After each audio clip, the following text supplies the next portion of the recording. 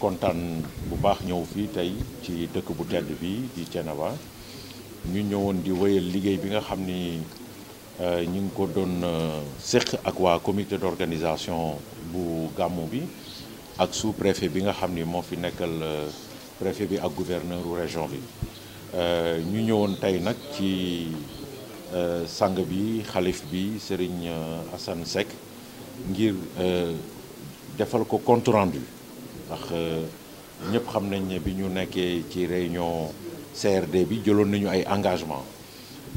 yi nag du lenn lu dul forage yi nga xam ni ñoo nekk ci dëkk bi muy ñetti forage dañu jëloon engagement que forage yëpp dina nekk à la disposition des populations bi ñu ñëwee fii gis nañ ne forage bi nga xam ni sax dafa nekkoon à l'arrêt ndax problème mu pompe équipe yi jot nañu indi pompe bi à temps dugal pompe bi ci forage bi ba forage bi tey mi ngi dox ñu seet ko yëpp a ngi dox donc ñetti forage yëpp tey waxtu bi may wax ak yéen nii ñi ngi tourné ñi ngi togg ndox ci wàllu stockage aussi entretien yi ñu waroon def yëpp def nañ ko ci château d'eau yi ñu yore fii yëpp xool nañu aussi ci wàllu réseau bi ñu gis ne am na ay jafe-jafe ci yenn quartier yi donc jafe-jafe yooyu équipe région bi ñi ngi koy continuer di xool di soupçonner que dafa am ngelaw ci biir tuyau yi mais yooyu yëpp yaakaar nañ ne ñoom di ci suba dinañu améliorer distribution bi daanaka aussi ñenn ñi nekkoon ci teewaay bi wax nañ ñoom seen bopp sax que gis nañu ne ndox bi mi ngi ñëw vraiment ak doole ci yenn localité yi ñu nar a wéyal liggéey bi aussi ci biir gàmmu bi parce que xam nga gàmmu bu nekk dafay ànd ak lu ñuy wax ñun disposition d'appoint mooy dañuy indi ay camions indi ay bâche à eau ndax nit yi nga xam ni ñoom dañu nekk ci ay jafe-jafe ñu mën a indi camions yi foofu ñu joxal leen ndox ci loolu ñu ngi gërëm waa Sen'Eau yi nga xam ni ñoom ñoo ñu permettre ñu mën a utiliser seen potence bi nekk ci biir région bi. bu loolu weesoo nag waxtaan nañu ci waxtaan bu yaatu ak xalif bi ci wàllu dëkk bi ni muy màggee ndax daanaka diggante daaw ak ren quartier yi jóge na ci ñeent jaar ci fukk ak ñaar donc ci loolu nag ñun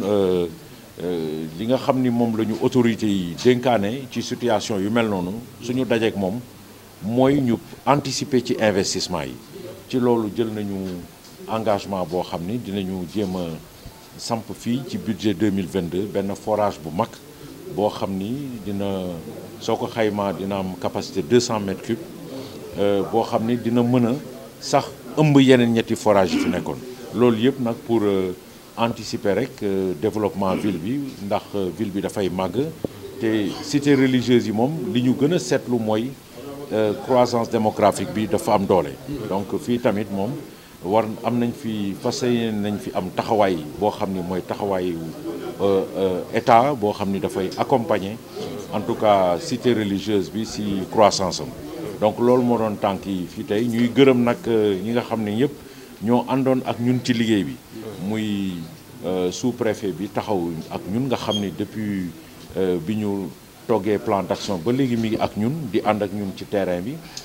comité d'organisation bi nga xam ni maire bi moo ko yore mu def ci loo xam ni lu mucc ayub la ndax équipe yi fi nekkoon yëpp daanaka moom moo leen téye woon remercier aussi ñi nga xam ni ñëpp mooy notabilité yi nekk ci dëkk bi yi nga xam ne ñi ngi jàpp ci liggéey bi waaw loolu daal moom waaw xam nga ci li ñu yoroon ci statistique daaw nga xam ni moo doon ñeenti quartier loolu xam nga 80 mètres cubes par heure mën na ko téye waaye quartier bi màgg na moo tax dinañu sentir année bii sax mu am tuuti pression ci réseau bi donc jóge na ñeenti quartier dem fukk ak ñaar donc loolu daanaka dafa laaj ñu saytuwaat mbir yi xool bu baax seet naka nañuy redimensionner réseau bi fii ci distribution bi ci biir dëkk bi mais statistiques yi moom li lay permettre ngay am statistiques yu fiable mooy sortie de forage ak utilisation ci kër yi